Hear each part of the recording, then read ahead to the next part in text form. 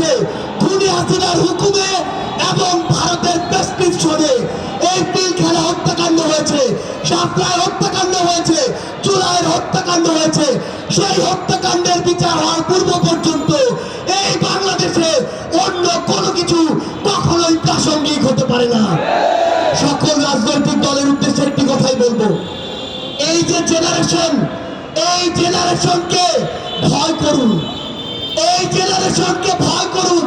যদি এই জেনারেশনের রক্তের উপরে দাঁড়িয়ে ইমোশন নিয়ে খেলার চেষ্টা করেন, এই জেনারেশন সকল ক্ষমতার বিপক্ষে গিয়ে যে কাউকে টেনে হিস্ট্রি নামাতে পারে, কুয়েতের ওই ভিসি তার প্রমাণ। আমরা ইনকিলাব মঞ্চকে ধন্যবাদ জানাই যে তারা সকলকে নিয়ে আজকের এই শহীদ মার্চের আয়োজন করেছে।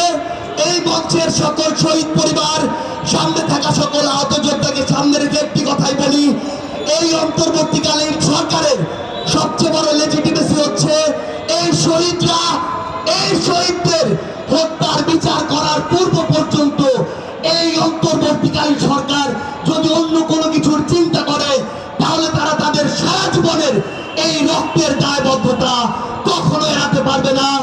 ইনকিলাব জিন্দাবাদ। সবাই একটু